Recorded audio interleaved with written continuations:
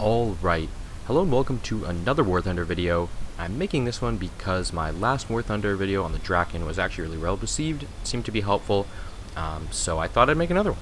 And as I mentioned in that previous video, I was grinding the Viggen, and now I've gotten the Viggen. So this is going to be a gameplay which I really think shows off how to position yourself tactically and well position yourself in a top tier match. Because positioning is probably the most important thing you can do to improve your skill and overall performance in top tier. Positioning. You need a good weapon system. You need a decent enough plane, but you also really need to know what you're doing. So this was taken right before the F-14 came out, because the F-14 completely messed up top tier. Basically, I don't do top tier that much right now. It'll eventually come back to normal, but this is a much more accurate representation of what it's like. So I personally take this line these days, and if you're new to top tier, you might want to stick with your team a little bit more. But my general strategy in the Viggen, since it's a very well performing plane, not the best performing, but it's a well performing plane and it has a solid loadout. I am flying around maybe 5 or 10 kilometers to the right of my team. The teams generally all fly in this ball to the left. Some of them are tightly packed, some of them are more spread out, but most of the aircraft will fly to the left. Now I try to be on the most right side portion of this and sort of charge the enemy in that direction.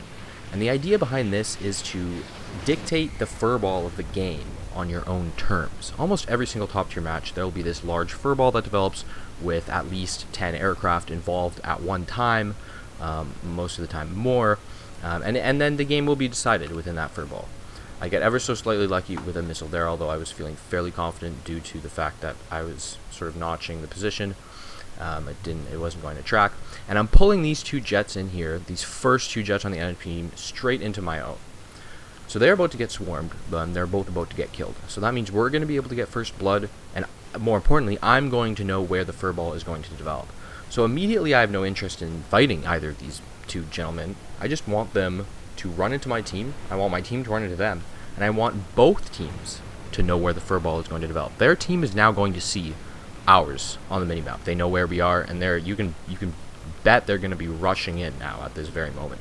So I'm going to be circling around, still not quite interested in taking any fights. Soon though, soon will be the time to start taking fights, start taking advantage of the furball that's about to develop and the fights that are about to develop. I don't want to directly engage anyone. I want to take advantage of engagements.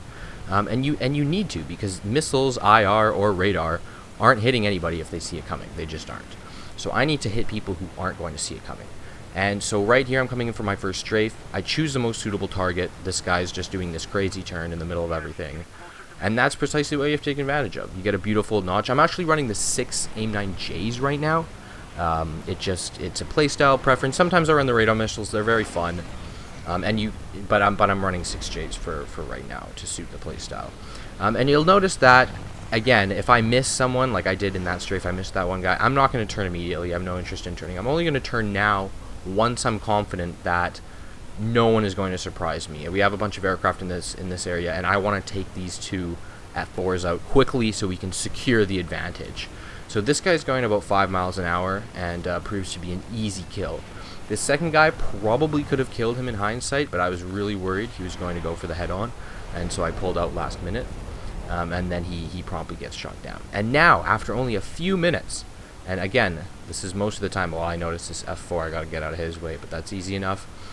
Well, after only a few minutes of furball, the actual outcome of the game is essentially decided. And in this case, because I dictated the fight, we're up by about, I think, 2 or 3 planes. And if I still have a loadout and we're up 2 or 3 planes, I'm feeling very good about the overall outcome of the game. It would be a huge throw at this point to lose the game. Oh yeah, here it is. I think it's something like a 5v7 or 5v8. And all we got to do is clean it up and make sure there's not a big power swing. So again, I'm just going to head over to the center of attention and take advantage of other people's engagements without directly engaging someone on my own. I still don't have a lot of interest in that, because one misplaced missile, oh, that was another slightly close call. Dodged that missile, and then I'm glad he did not hit the trigger when he came through. But I'm going to be trying the same here, just these strafes. Again, I missed that. I'm not going to go back. I'm going to actually vaguely turn around, but I'm not going directly back for him yet. The turn was long enough to keep me at around 1,000 kilometers an hour. And then now, and only now, I will start going for him directly once those two other... This is a beautiful missile shot. That's just a beautiful art. So only after those two other aircraft had passed me is when I lined up the missile shot on the third guy, the one I originally turned for. And it's just important to keep your position out of the enemy aircraft. At this point in the game, it's a little bit self-explanatory. I think most people would probably understand, yes, stay away from other aircraft. But it really is that beginning portion that matters the most. So I take this last one out with guns. This aircraft has this exact same issue as the Draken. There's only stealth rounds available. I have no idea where the rounds are going, but the Draken experience did help a lot for sure. And then one last beautiful little missile shot on on one of their last aircraft, and he's going to get put into the ground.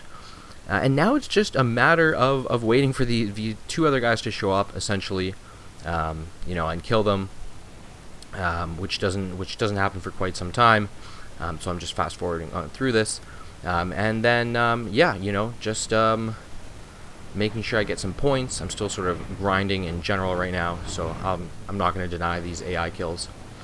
And then, I'm sure they're refueling right now or something, and, the game's going to be over soon, and no one's going to have to worry about anything.